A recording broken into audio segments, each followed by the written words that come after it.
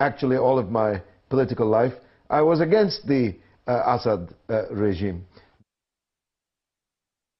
After July, he condemned me for what I said about President Bashar. So I want to be very clear again. All dignified people in the world, whether Arabs or Muslims or others with dignity, are very proud of the speech made by President Bashar al-Assad a few days ago here in Damascus. For me, he is the last Arab ruler, and Syria is the last Arab country.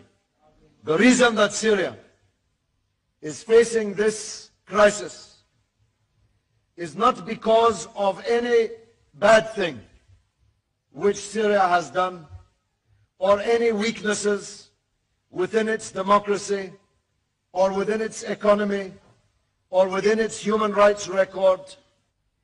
The reason why Syria is being threatened is not because of anything bad which she did, but because of the good which she is doing.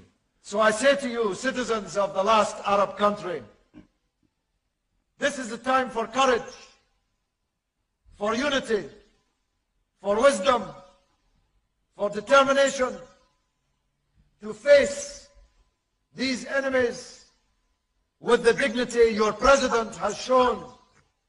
And I believe, God willing, we will prevail and triumph. Wassalamu alaikum. What do you make of the situation then in Syria and President Bashar al-Assad? Should he stand down? Well, there should be a free election in Syria, which is That's not really possible. I mean, at the moment, when the fighting is going on, do you support Bashar al-Assad? The fighting isn't going on. Well, the truce hasn't held that well. But do you still Kofi Annan thinks, not only do I not support Bashar al-Assad, right, I never did support Bashar al-Assad. When you have just got down from the business of licking the backside of Bashar al-Assad. Mr. Galloway is just back from a trip to Syria, during which he apparently praised President Assad as the last Arab ruler. He's on the line. Good morning, Mr. Galloway. Yes, good morning. Is that what you were doing, praising him? Well, I was making a very long speech, but if you read the Israeli website from which you've drawn that, that's certainly the plum that they took out of the speech.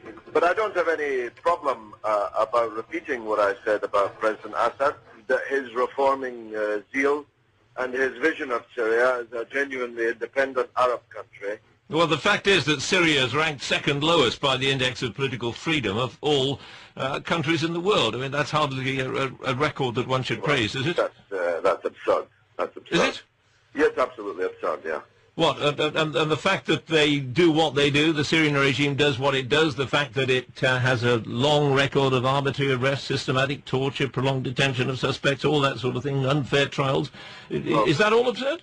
It just struck me as an odd form of words for a man who described President Assad's Syria as the last castle of Arab dignity. Please don't think that I'm on trial in front of you, Jeremy. You're not fit to be my judge. I'm not judging you, I'm just thinking it's a very odd form of words. Well, evidently the people of Bradford West, who frankly matter to me far more than you do, are the judge of what I say. We're talking about an email, not your speech, when you talked about what a good chap Assad was. I talked about the email you sent.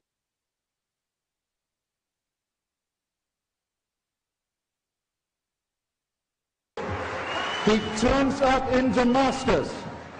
The man's search for a tyrannical fatherland never ends. The Soviet Union's let him down. Albania's gone. The Red Army's out of Afghanistan and Czechoslovakia. The hunt persists. Saddam has been overthrown, and his criminal connections with him have been exposed. But on to the next. On the 30th of July, in Damascus in Syria, appearing, I've given it all to you in a piece of paper, in front of Mr. Assad, whose death squads are cutting down the leaders of democracy in Lebanon, as this is going on, to tell the Syrian people they're fortunate to have such a leader. The slobbering Dauphin, who they got because he's the son of the slobbering tyrant who came before him. How anyone with a tincture of socialist principle can act or speak in this way is beyond me, and I hope, ladies and gentlemen, far beyond you and far beneath your contempt. Thank you.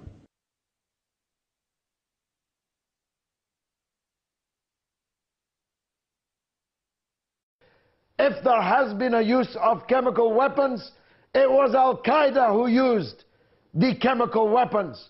Who gave Al-Qaeda the chemical weapons? Here's my theory. Israel gave them the chemical weapons so that they would use them, so that it would bring the international community into the final destruction of Syria. But it's not going to happen. The West is not going to be able to destroy Syria. The Syrian people have resisted. The tide has turned. And now it's the Americans who are looking for negotiations and asking President Putin to get them off the hook that their own foolishness has put them on in the first place.